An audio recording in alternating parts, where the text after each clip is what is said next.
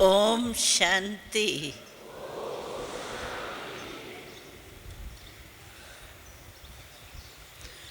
आप सभी अपने को बाबा के प्यारे मधुबन में देख, अपने भाग्य को देख खुश हो रहे हैं। बाबा स्वयं कहता है कि मेरे बच्चे तकदीरवान बच्चे हैं। हमारे हर एक बच्चे के मस्तक पर बाप दादा ने, स्वयं भगवान ने हमारे भाग्य की रेखा लिखी है। तो इतनी खुशी और इतना नशा, रूहानी नशा अपने से पूछो रहता है। भगवान ने तो अपना काम कर लिया, हमको ढूंढा, हम तो भटकते रहे, ढूंढ नहीं सके। लेकिन बाबा ने तो कहाँ कहाँ से ढूंढ लिया। फॉरेन के कोने कोने से भी ढूंढ दिया, तो इंडिया के गांव में भी ढूंढ लिया, इंडिया के विशेष शहरों में भी ढूंढ लिया। हमको भगवान ने खुद ढूंढा है। दुनिया तो अभी तक ढूंढ रही है, पता नहीं कब आएंगे, किस वेश में आएंगे, क्या होगा। लेकिन हम क्या कहेंगे? कब आएंगे या आ गया, मिल गया, यही कहेंगे ना। और बाबा ने स्वयं हमको ढूंढा, ये कम भाग्य है क्या? आप जहाँ से भी आए हो, उसी मोहल्ले में भी कितने लोग होंगे, उसी गली में भी कितने लोग होंगे, आपके फ्लैट में भी कितने लोग होंगे। लेकिन बाबा ने उस गली से या स्थान से सिर्फ आपको ही ढूंढा। क्यों? तो बाबा कहते हैं, मेरे जो कलप कलप वाले बच्चे हैं, उन्हों को ही मैंने ढूंढा। तो बाबा हमेशा कहते हैं कि निश्चय की निशानी है, निश्चय से नशा चढ़ता है। और जहाँ रूहानी नशा होता है, उसकी परख है, अंदर खुशी होगी। आज किसको 1 लाख 2 लाख की लॉटरी मिलती है, वो भी उसके पास रहती है या नहीं रहती है, कोई भरोसा नहीं। लेकिन जब मिलती है तो उसको कितनी खुशी होती है, कितना नशा चढ़ता है अल्पकाल का। लेकिन हमको बाबा ने 21 जन्म की भगवान ने हमको गारंटी दी। 21 जन्म हमारे कभी भी दुख और अशांति वाले नहीं होंगे। भगत लोग बेचारे, या आपने भी भक्ति तो की होंगी, जिसने भी की है भक्ति, तो क्या मांगते रहे? भगवान हमको थोड़े समय के लिए भी सुख दे दो, शांति दे दो। ये पता था क्या कि हमको 21 जन्म के लिए सुख शांति मिल सकती है? ये तो स्वप्न में भी नहीं होगा। तो हमने मांगा क्या? एक जन्म के लिए या थोड़े समय के लिए जीवन में सुख और शांति मिल जाए। और भगवान ने हमको क्या दे दिया? जो स्वप्न में न था वो अभी साकार रूप में हमारी जीवन में हम अनुभव कर रहे हैं। अगर किसको खुशी का अनुभव नहीं होता तो समझो नशा नहीं है, निश्चय नहीं है। अगर निश्चय है, भगवान हमको मिला है, कोई महात्मा नहीं मिला है, धर्मात्मा नहीं मिला है, स्वयं भगवान हमारा बाप है। तो निश्चय से नशा, और नशे की निशानी है खुशी। अगर खुशी कम होती है, क्योंकि और कब खुशी मिलेंगी? सतयुग में भी हमको परमात्म खुशी नहीं होंगी। देवात्माएं हैं, आपस में देवात्माओं की खुशी होंगी, लेकिन परमात्म खुशी, परमात्म पालना, परमात्मा के साथ डायरेक्ट कनेक्शन रखना और उस संबंध से प्राप्ति करना, वो तो सिर्फ इस संगम युग पर ही होता है। और संगम युग बहुत छोटा युग है, और युग तो बड़े लंबे हैं, लेकिन संगम युग बहुत छोटे में छोटा युग है, लेकिन महान है। क्योंकि सतयुग में परमात्मा का पार्ट नहीं होगा। इस संगम पर ही परमात्मा का पार्ट है, हम आत्माओं के साथ। इसीलिए बाबा कहता है हर मुरली में, बच्चे मेरे से कनेक्शन रखो। कनेक्शन है याद। बस याद करना तो सबको आता है ना।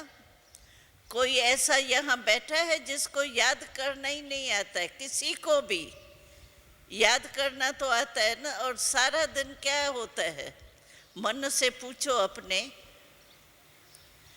तो सारा दिन आपके मन में याद ही तो रहती है कोई ना कोई। और बच्चा पैदा होता है तो चाहे बहुत छोटा है, फिर भी माँ बाप को याद करता है। कुछ भी होगा बच्चे को तो माँ को ही याद करेगा, चाहे रो के करे चाहे बोल के करे। तो याद करना तो आता है ना। और वो याद बदलती भी रही है। पहले बचपन में माँ बाप याद आता है, फिर टीचर याद आता है, फिर पत्नी पति की याद हो जाती है, फ्रेंड्स की याद आती है। याद तो बदलती रहती है। तो बाबा कहता है मैंने आपको कोई नया काम नहीं दिया है जो आपको नहीं आता हो और मैं सिखाऊं, कोई सीख सके कोई नहीं सीख सके। कोई नया काम थोड़ी दिया है।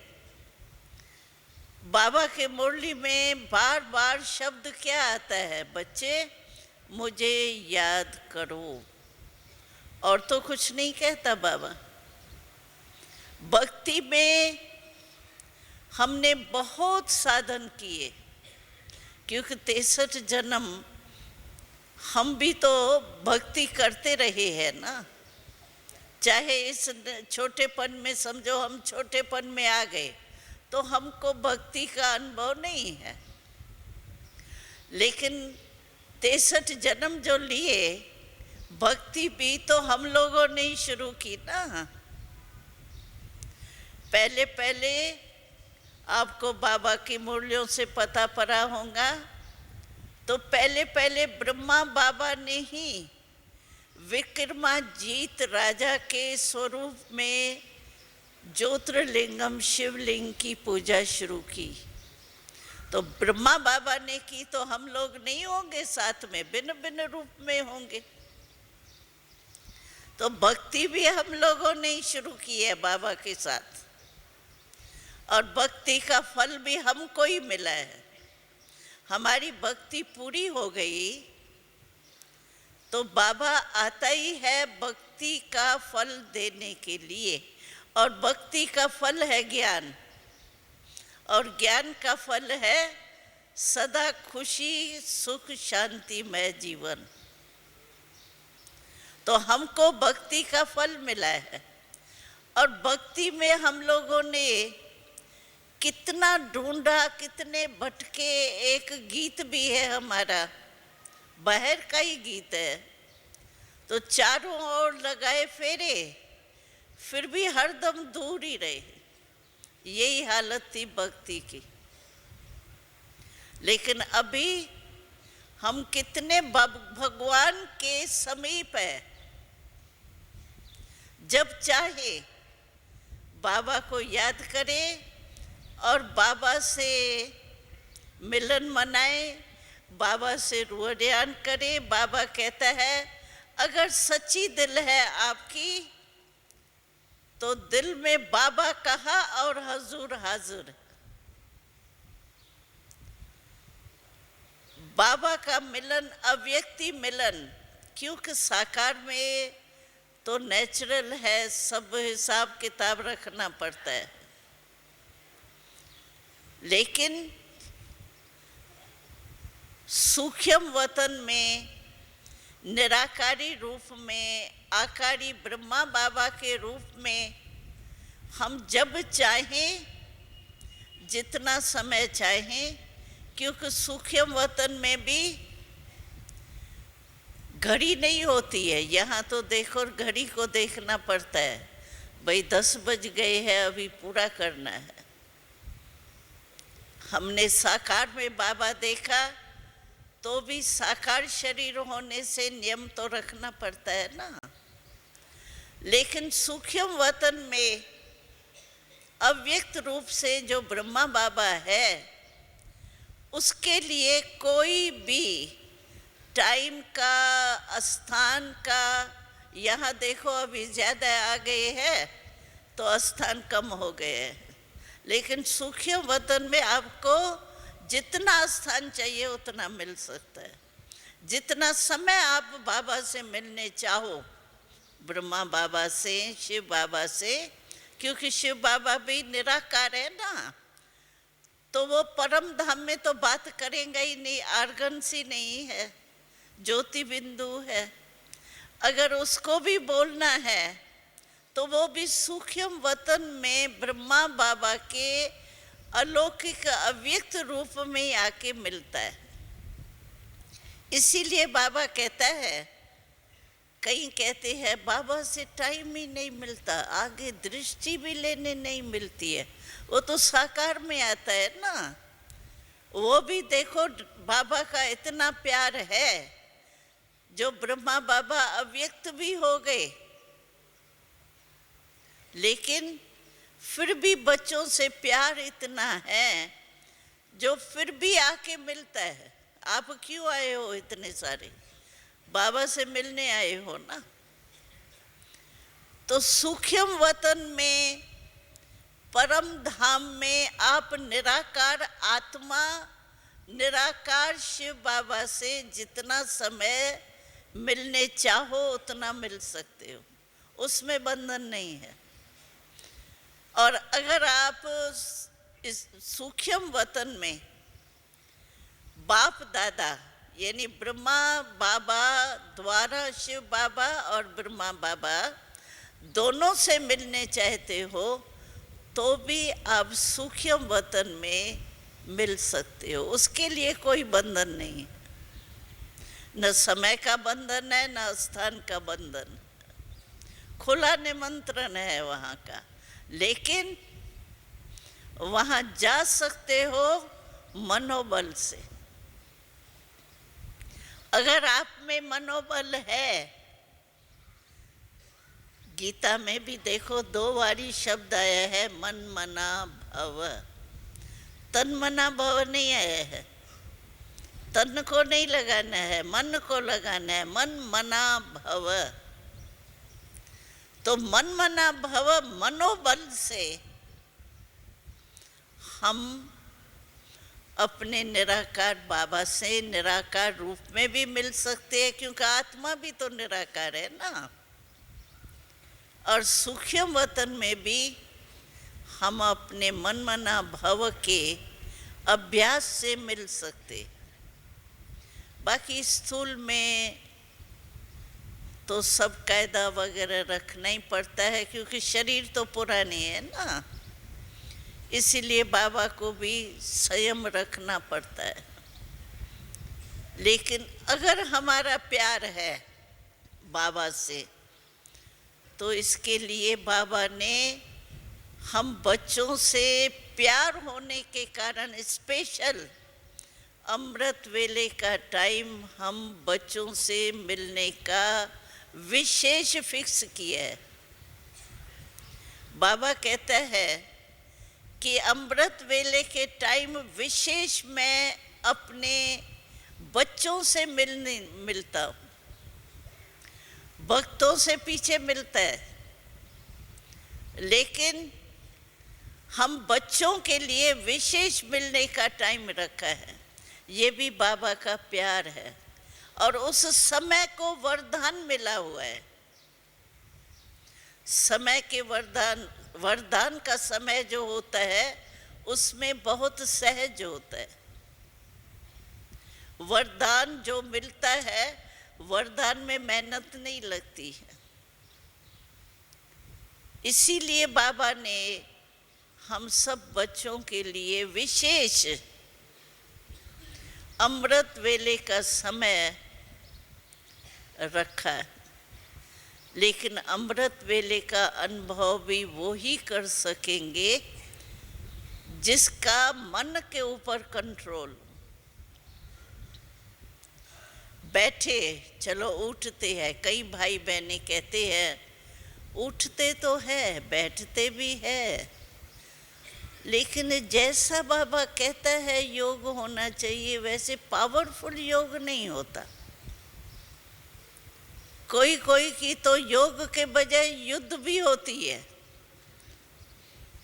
कहते ऐसे हैं हम योग में बैठे 4 से 5 तक बैठे, लेकिन अपने आप से पूछो कि इतना ही समय मैं योग में बैठा या युद्ध भी हुई तो योग भी हुआ। अगर मानो आपके पास फालतू संकल्प आ गए कोई, या नींद का थोड़ा नशा आ गया, थोड़ा बीच में झुटका आ गया, फिर थोड़ा सावधान हो गए, तो झुटके का टाइम क्या हुआ? योग हुआ। तो टाइम बाबा ने फिक्स किया है, लेकिन फिर भी बाबा से कोई बच्चे ने, साकार में बाबा जब थे तो कोई बच्चे ने बाबा से पूछा कि बाबा हमारा योग इतना नहीं लगता है, फिर भी मैं उठता हूँ, बैठता हूँ, कोशिश करता हूँ कि बाबा से मिलन मनाऊं, लेकिन पूरा योग नहीं लगता, आनंद नहीं आता। जितना आनंद आना चाहिए ना उतना आनंद नहीं आता। तो देखो रहमदिल बाबा कितना है हम बच्चों के प्रति। तो बाबा ने कहा बच्चे वैसे तो लगाना चाहिए, जब समय योग के लिए दिया है तो जिस काम के लिए टाइम दिया है वो होना चाहिए। लेकिन अगर मानो आपका योग नहीं लगता है, लेकिन रेगुलर आप बैठते हो नींद का त्याग करके, तो बाबा ने कहा फिर भी एक यहाँ दिलवाला मंदिर में नेमिनाथ नाम से एक वो बुद्ध धर्म का नहीं है, जैनियों का है, तो नेमिनाथ के नाम से मशहूर है वो। तो बाबा ने कहा उस बच्चे को, चलो आप नेमिनाथ तो बने हो ना, नियम तो निभाया है ना, तो थोड़ा बहुत बाबा दे देगा। लेकिन थोड़ा बहुत लेने से हमारा क्या बना? कहते हैं, अज्ञान काल में भी कहते हैं कि जब भगवान ने भाग्य बांटा तो क्या आप सोए हुए थे क्या? एक नींद होती है जो रात्रि को दिन में हम लोग करते हैं शरीर के हिसाब से, और दूसरी नींद ज्ञान काल की होती है, अलबेलापन,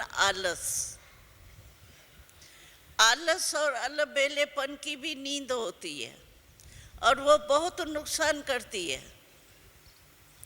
इसीलिए बाबा कहते हैं अगर अलबेलापन आ जाता है, ठीक है आज नहीं हुआ ना योग, थोड़ा सा शरीर में, ऐसे बहुत चतुराई करते हैं भाई बहने। वो क्या होता है, समझो बुखार आ गया आपको, बुखार है तो नेचुरल है, उसमें डॉक्टर भी मना करते हैं भाई क्लास में बाहर नहीं निकलो, तो 3 दिन तो सच्चा बुखार होता है। लेकिन 3 दिन के बाद सुस्ती भी आती है, क्योंकि 3 दिन आराम से बैठे सोए रहे ना, तो फिर क्या होता है, सुस्ती भी आती है। फिर कहते हैं नहीं बहन जी कमजोरी थी, बुखार चला गया, लेकिन ये आलस और अलबेलापन क्या अनुभव कराता है, थोड़ी सी कमजोरी फील होंगी, लेकिन चल सकते हैं, पहुंच सकते थे। लेकिन आलस और अलबेलापन जो होता है, वो नींद जो है वो खींच लेती है, तो उसमें बहानेबाजी हो जाती है। एक बारी बाबा ने प्रश्न पूछा था कि एक कौन सी कला है जो सभी को आता है, 5 वर्ष के बच्चे को भी आती है, बूढ़े को भी आती है, सभी को आती है। वो कला है बहानेबाजी की कला। तो बहानेबाजी जो है वो बहाना बनाना सभी को होशियार है। बच्चा भी देखो इतना होशियार होता है, मानो स्कूल में नहीं जाना होगा तो क्या बहाना बनाएगा, कहेगा मम्मी पेट में दर्द है। अभी पेट के दर्द का थर्मामीटर तो है ही नहीं। अच्छा वो क्या समझेंगी माँ, ठीक है होगा बच्चे को दर्द, वो भी बहाना बनाने में होशियार होते हैं। तो हम लोग भी बाबा के ज्ञान लेने में, योग लगाने में, नशे में, निश्चय में रहने में कोई बहाने भी बहुत बनाते हैं। चलो एक दिन हो गया ना, कल चले जाएंगे, अभी संगम युग तो चल ही रहा है, चलता रहेगा, पता ही नहीं कितना टाइम चले। तो ये बहानेबाजी जो होती है वो हमको अपने भाग्य से वंचित कर देती है। इसीलिए बाबा कहते हैं कि थोड़ा बहुत लेने में खुश नहीं हो जाओ। यानी भगवान दे रहा है, कहा है ना देंदा दे लेंदा थक पाए। तो अगर हमारे में आलस और अलबेलेपन का आ जाता है तो फिर हम जितना बाबा देता है उतना लेकर के थोड़े में ही खुश हो जाए, चलो ब्रह्मा कुमार तो बन ही गए, फिर भी भगवान को पहचान तो लिया, भगवान को बाप तो बना दिया ना, चलो इतना ही ठीक है। सतयुग में भी दुख और अशांति तो होंगी नहीं, चलो प्रजा भी बन गए तो क्या हुआ, आ तो जाएंगे सतयुग में, गेट पास तो मिल गई, तो गेट पास मिल गई, इसी में ही खुश हो जाते हैं। तो ऐसे नहीं होना। क्योंकि भगवान हमको बांटने आया है भाग्य, और हम थोड़े में ही खुश हो जाएं तो इसको क्या कहेंगे?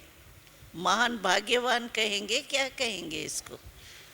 दूसरा शब्द तो बोलना नहीं है ना। तो इसीलिए अपने आप को चेक करो। तो बाबा के बने तो है, और बाबा ने देखो चांस खुला भी दिया है दादी को निमित्त बना के। चलो, हमने देखा कितने नए नए आए हैं, आधा क्लास तो नया आया है। ये भी बाबा का प्यार है जो खुला चांस दिया है, भले आओ। पानी प्रकृति ने भी मदद दी। तो इसीलिए थोड़े में खुश नहीं होना। चलो, 2 दिन बड़ी खुशी रही और तीसरे दिन कुछ आया, थोड़ी सी समस्या, और खुशी चली गई। हम कहते हैं खुशी बाबा ने दी, भगवान से हमको खुशी मिली है। मिली है ना? सभी को खुशी मिली है? हाथ उठाओ जिसको मिली है।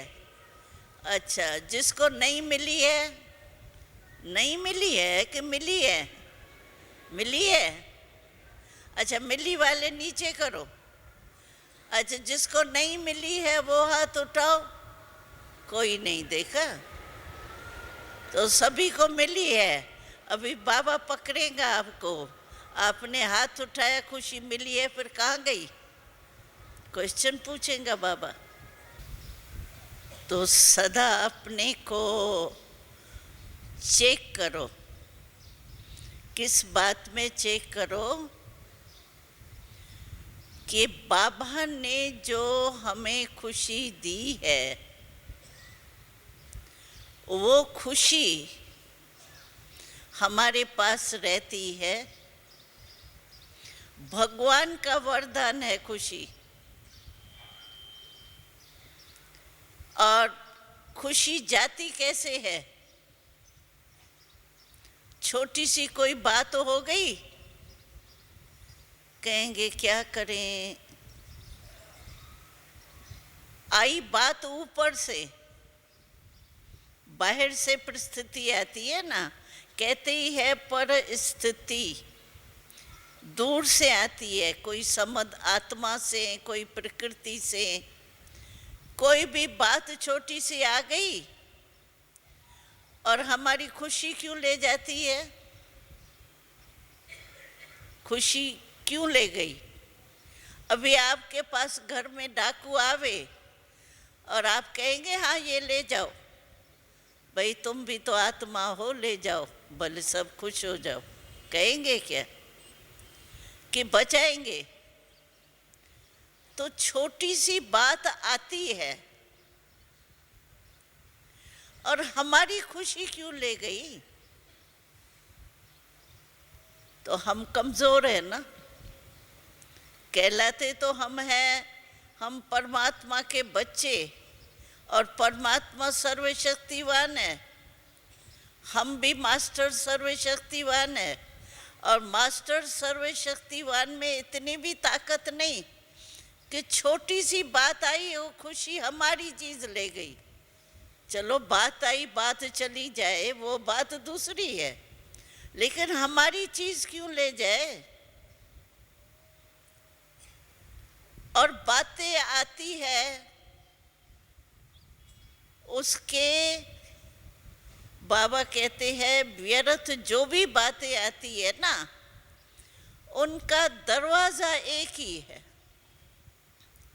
वो दरवाजा क्या है? क्यों,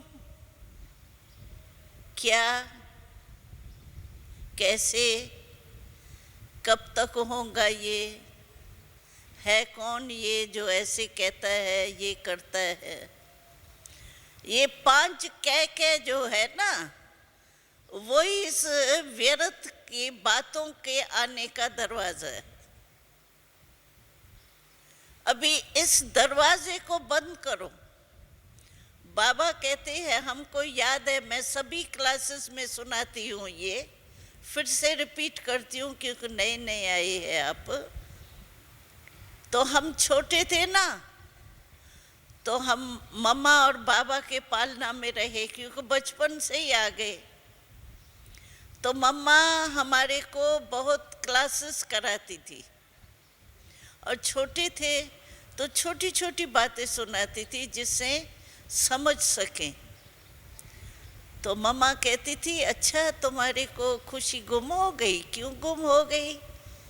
ज़रूर तुमने दरवाज़ा खोला होगा। कौन सा दरवाज़ा खोला, क्यों का, क्या का, कैसे का, कौन का, कब का, क्या का दरवाज़ा खोला? खोला होगा तभी आ गई खुशी, बात आ गई और खुशी चली गई, ले गई। तो मम्मा कहती थी, ये कह 5 ही कह है, क्या, कैसे, कौन, कब, कौन, ये सब कह आता है ना। तो मम्मा कहती थी, कह कौन करता है पता है? कौन करता है कह? कौवा। तो मम्मा कहती थी, तुम कौवा बन गई, काला कौवा। कह की ना तो तुम कौवा बन गई।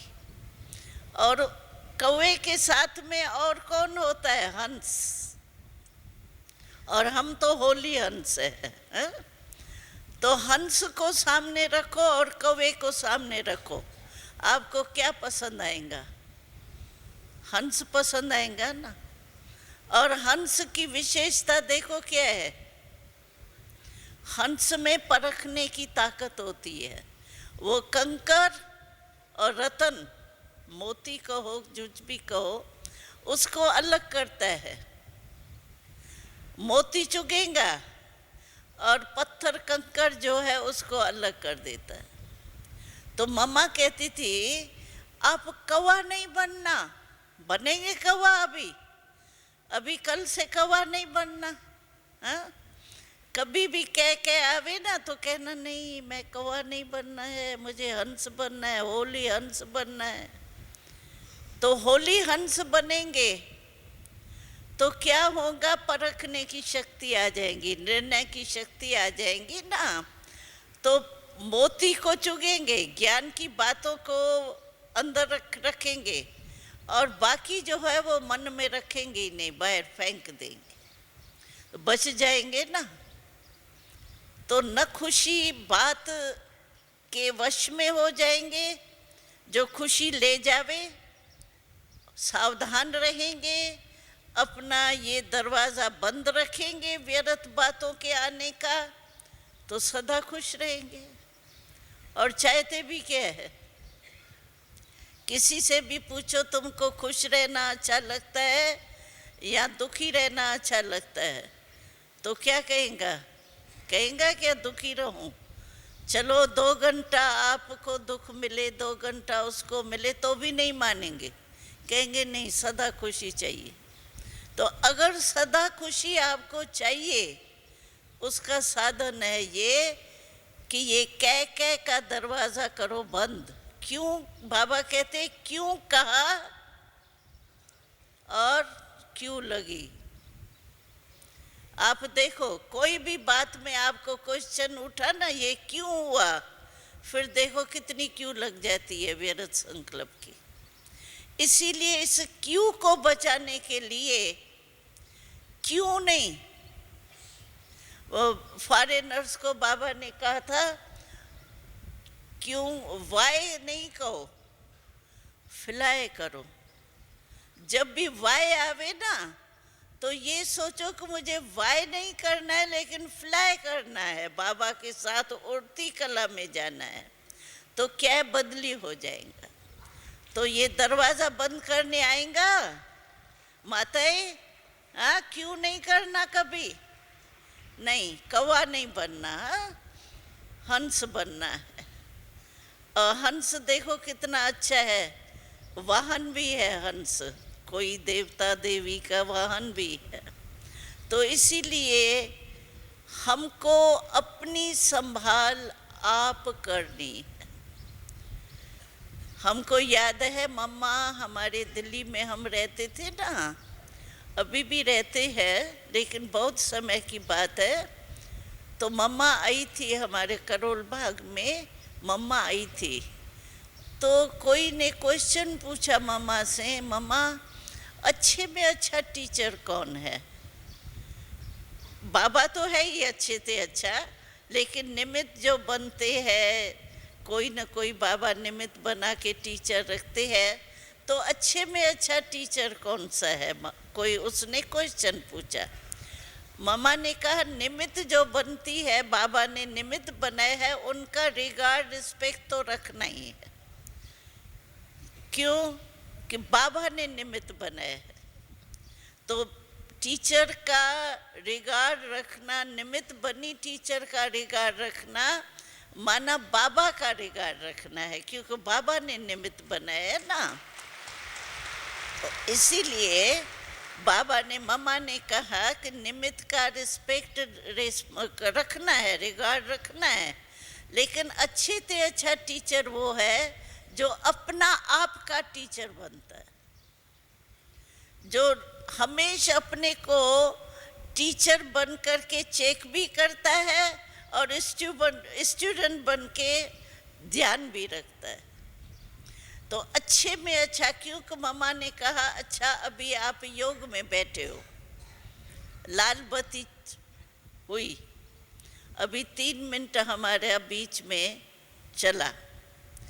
अच्छा बैठे तो सभी योग में, लाल बत्ती जल गई, भाई योग का रिकॉर्ड है, योग लगन है। अभी टीचर मानो मैं बैठी हूँ यहाँ सामने, तो मुझे पता पड़ेगा कि आपका योग लगा या नहीं लगा, मन में क्या आपके चल रहा है। मैं थॉट रीडर थोड़ी हूँ जो आपके थॉट को पहचानूँ तो चला योग लगा या नहीं लगा, लेकिन खुद तो अपने को जान सकते हो ना।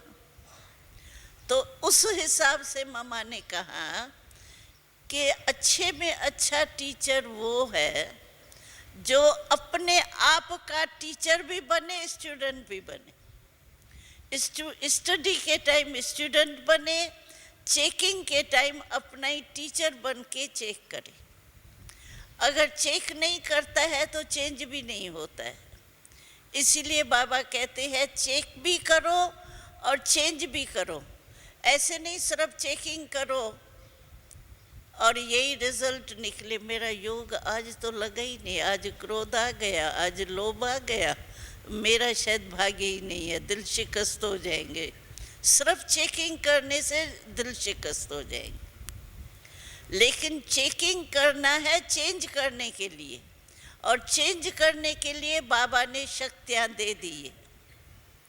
कहाँ सहन शक्ति धारण करनी पड़ती है, कहाँ सामना करने की शक्ति धारण करनी पड़ती है, कहाँ निर्णय की शक्ति को यूज़ करना पड़ता है। तो बाबा ने सब शक्तियाँ हमको वर्षे में दे दी है, जन्म से अधिकार है हमारा, उसको समय पर यूज़ करो।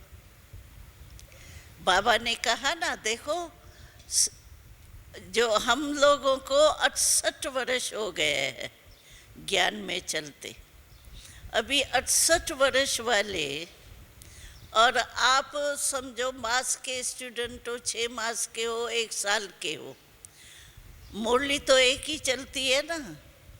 68 साल वालों के लिए मुरली अलग होती है क्या? ट्यूशन तो नहीं होती है ना अलग।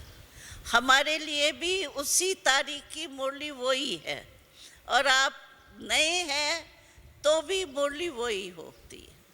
हर एक सेंटर में वही मुरली होती है, और मुरली चलाने वाला भी एक ही है, कोई दूसरा नहीं है। फिर भी नंबर देखो कितने हो गए। 108 की माला देखो, कहाँ 1 नंबर, कहाँ 108वां नंबर। चलो 16,000 की तो बात ही छोड़ो, 108 की भी देखो। नंबर क्यों बने? पढ़ाने वाला एक, पढ़ाई एक, समय एक, फिर भी फर्क क्यों? तो बाबा ने इसका उत्तर दिया था कि शक्तियाँ सभी को बाबा ने एक ही दी है, ऐसे नहीं है किसको सहन शक्ति दी, किसको सामना करने की शक्ति दी, नहीं, सर्व शक्तियां बाबा ने सभी को दी है। लेकिन कारण क्या है, क्यों नंबर बने? तो बाबा ने कहा शक्तियां है, लेकिन किसको समय पर यूज करने आता है, किसको समय बीत जाता है पीछे पश्चाताप के रूप से याद आता है। कल के मुरली में भी था ना, एक है प्राप्ति, एक है पश्चाताप। अगर समय के बाद याद आता है तो पश्चाताप, और समय पर याद आता है तो प्राप्ति होती। कल के मुरली में था। इसीलिए जो भी बाबा ने खजाने दिए हैं वो हमको समय पर टच होना चाहिए। अभी क्रोध ही है, मैं नहीं समझती हूँ यहाँ ऐसा कोई है जिसने जन्म से लेके अभी तक क्रोध का अनुभव नहीं किया हो। है कोई? वो उठे उसको प्राइज देंगे। है कोई? है जिसको मन में भी क्रोध कभी नहीं आया हो? कोई नहीं। देखो इतनी बड़ी सभा में कोई नहीं है। अभी क्रोध ही आता है मानो। तो क्रोध को कम करने के लिए हमारे में बाबा ने सहन शक्ति दी है। अगर सहन शक्ति उस समय याद आ जाती है तो क्रोध को आप सामना कर सकते हो। लेकिन सामना करने की शक्ति यूज कर देते हैं। चाहिए सहन शक्ति यूज करना, लेकिन करते क्या है, सामने करने की शक्ति यूज कर देते हैं। गलत शक्ति यूज की ना, इसीलिए क्रोध वश में नहीं होता है। तो बाबा कहता है कारण क्या हुआ कि बाबा ने सारे खजाने दिए एक ही समय, एक ही ने एक ही समय सबको एक जैसे दिए। लेकिन अगर समय पर याद नहीं आवे, कई बार ऐसे होता है। हमको याद है एक बहन, कहानी है प्रैक्टिकल की। तो एक बहन थी, हम दिल्ली में रहते थे कमला नगर सेंटर पर। तो एक माता थी, तो धारणा का क्लास तो हम लोग कराते हैं ना, तो पूछते हैं ना भाई आप में क्रोध है, लोभ है, चेक किया है? तो वो माता हमेशा कहती थी मेरे में मोह नहीं है। क्रोध भले आता है कभी कभी, लेकिन मोह नहीं है मेरे में। ठीक है भाई, नहीं है तो अच्छी बात है, हम क्यों कहे है आप में। ठीक है, नहीं है मोह। लेकिन एक बारी क्या हुआ, उसका बच्चा जो था ना, उसको वो एक खांसी होती है ना जो बहुत तंग करती है, पता नहीं कौन सी काली खांसी क्या कुछ कहते हैं। तो उसको उसके बच्चे को रात्रि को बहुत खांसी हो गई। अभी रात्रि के टाइम डॉक्टर भी नहीं बुला सके। तो जैसे वो बच्चा खांसे ना, तो सांस वो होता है ना थोड़ा खांसी में, तो जैसे वो बच्चा आ करे ना तो उसको भी आ का अनुभव हो। उसने कहा ये मेरे को क्या हो रहा है? मैंने तो कहा मेरे में मोह नहीं है, लेकिन ये चिल्लाता है तो जैसे मैं चिल्ला रही हूँ, तो ये क्या कहेंगे, मोह की रग है ना। तो उसको पता पड़ा तो मेरे में मोह, मैं कहती थी है ही नहीं। तो उसने कहा अभी डॉक्टर भी नहीं कर सकती हूँ, क्या करूँ?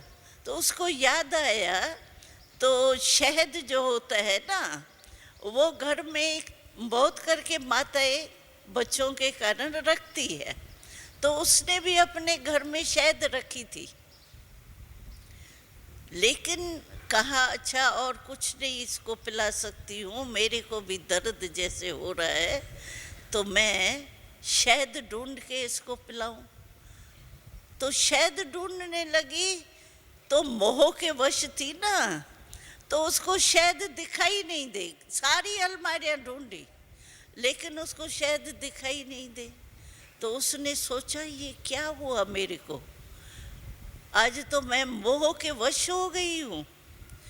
तो योग किया, बैठी, योग में बाबा गलती अपनी महसूस की, योग में बैठी, तो योग में बैठने के बाद उठी तो देखा सामने अलमारी में शहद पड़ी है, और मेरा मोह इतना हुआ, जो मुझे सामने अलमारी में शहद की इतनी लंबी शीशी पड़ी है लेकिन देखने ही नहीं आया उसको। तो मोह ऐसी चीज है जो आंखों में भी पट्टी लगा देती है। तो इसीलिए कई बार ऐसे होता है जो समय पर पता पड़ता है कि सचमुच मेरे में मोह है या नहीं है, सचमुच मेरे में लोभ है या नहीं है, और वैसे अपने को समझते हैं नहीं हम तो ठीक है। लेकिन अपना पेपर आप ही लेना चाहिए, क्योंकि दूसरा कोई नहीं ले सकता है। आपके मन को आप ही ज़्यादा जान सकते हो या बाबा जान सकता है।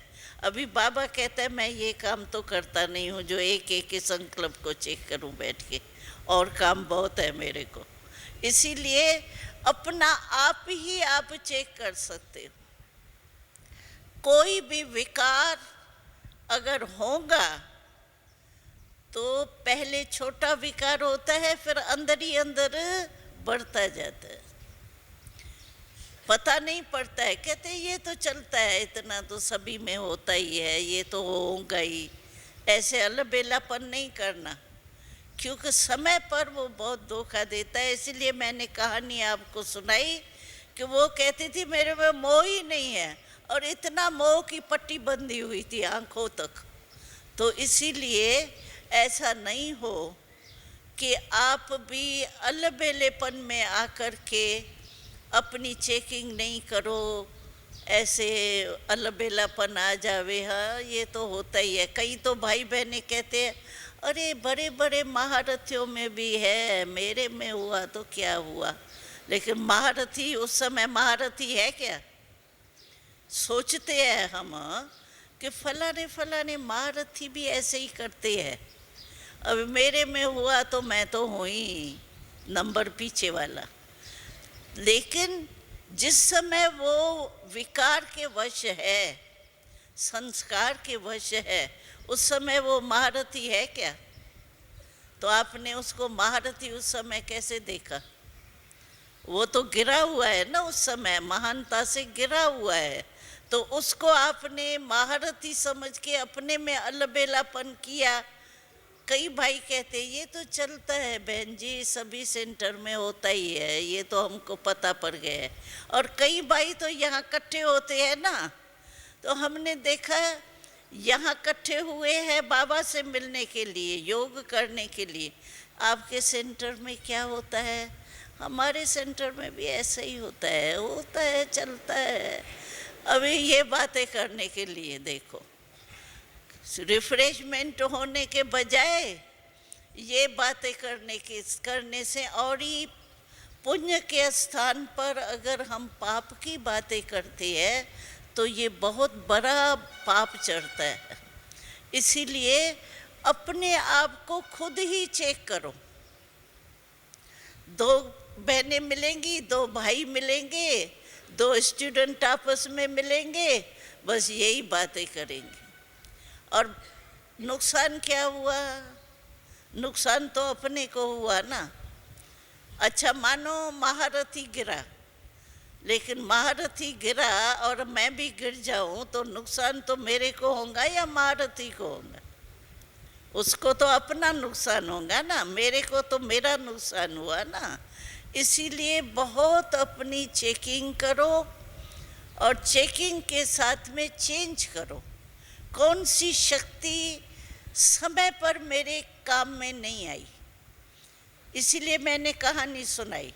तो उसको देखो, मोह का पता ही नहीं पड़ा, और मोह को जीतने के लिए जो सामना करने की शक्ति चाहिए थी वो यूज़ नहीं कर सकी।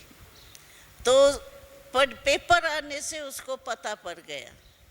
तो आप अपने अंदर चेकिंग करो और चेंज करो। बाबा ने कहा ना, रोज रात्रि को अपने दरबार लगाओ, कचहरी करते हैं ना, दरबार लगाते हैं ना राजाएं, तो आत्मा राजा है, मन मुख्य चीफ मिनिस्टर है।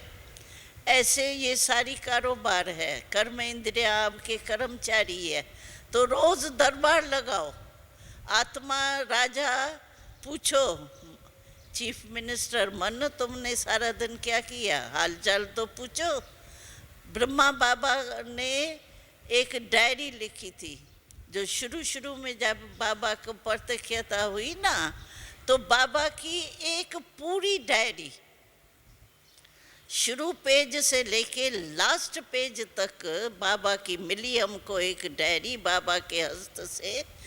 रोज के तारीख में बाबा दरबार लगाता था, ये आत्मा दरबार लगाती थी सभी कर्म इंद्रियों की। यानी ब्रह्मा बाबा ने भी इतनी मेहनत की है, तो हम लोगों को फॉलो फादर तो करना है ना, कि नहीं? तो फॉलो करो बाबा को। बाबा को फॉलो करने से क्या होगा कि हमारी चेंज हो जाएंगी, परिवर्तन हो जाएगा, और जब हमारे में ताकत होंगी तब तो हमारा वाइब्रेशन दूसरे को जाएगा ना। हम लोगों ने ठेका उठाया है, हम प्रकृति को भी परिवर्तन कर देंगे, तमोगुणी प्रकृति को भी सतोगुणी बनाएंगे। पहले अपने को तो बनाए, प्रकृति को तो पीछे बनाना, लेकिन पहले मैंने अपने आप को परिवर्तन किया है। मेरे में ही ताकत नहीं होगी तो मैं दूसरे को कैसे ताकत दे सकूंगी? इसीलिए सर्व शक्तियाँ जो बाबा ने दिया है, बाबा कहते हैं सबसे बड़े खजाने यही है, ज्ञान गुण शक्तियाँ, योग की पावर्स, ये सब खजाने मैंने आपको दिए हैं। तो सभी खजानों को चेक करो। ज्ञान माना ये नहीं मोरली रिपीट कर दी पॉइंट, ज्ञान माना समझ। तो कोई भी हम कर्म करते हैं ज्ञान स्वरूप यानी समझ से करते हैं। सिर्फ मोरली रिपीट कर दी तो मैं ज्ञानी बन गया क्या? भाषण कर दिया तो ज्ञानी बन गया क्या? ज्ञान माना समझ के कर्म करो। वैसे अज्ञान काल में भी कहते हैं पहले सोचो पीछे कर्म करो। ऐसे ही नहीं कर्म कर लो, सोचो फिर कर्म करो। इसीलिए सभी अपने रोज दरबार लगाओ, और टाइम थोड़ी लगता है। अपना चार्ट चेक करने में कितना टाइम लगता है? अगर बीच बीच में आपका अटेंशन अपने कर्मों के ऊपर है तो सोते ही थोड़ी नींद आ जाती है। और कभी कभी बहुत थके हुए होंगे तो शायद सोते ही नींद आ गई होगी, लेकिन रवाजी रीति से तो सोने में भी 5 मिनट तो लगेगा ना। उसी 5 मिनट में आप अपनी चेकिंग करो, रोज चेकिंग करो। रोज चेकिंग करेंगे, चेंज कर देंगे ना, तो आपका परिवर्तन सदा काल का हो जाएगा। हफ्ते में एक बारी करेंगे, सप्ताह में एक बारी खाना खाते हो क्या? शरीर के लिए तो 5 बारी खाना खाते हो। चाय पीते हो, फिर लंच, ये डिनर, ये क्या होता है, ब्रेकफास्ट करते हो, फिर दिन का खाना खाते हो, फिर शाम की चाय पीते हो, फिर डिनर करते हो। 5 बारी शरीर को देते हो। और मन को भी तो चाहिए ना, आत्मा को भी तो भोजन चाहिए ना, तो वो भी तो करो ना। इसीलिए बाबा ने 5 टाइम हमारा वो संकल्पों को कंट्रोल करने का रखा है। इसीलिए रखा है कि बीच बीच में याद आवे। कंट्रोल करते हैं ना, कंट्रोलिंग पावर आएंगी ना, तो जो बाबा ने नियम बनाए हैं उसको पूरी रीति से पालन करने चाहिए। तो समझा क्या करना है? हाँ, सदा खुश रहना है।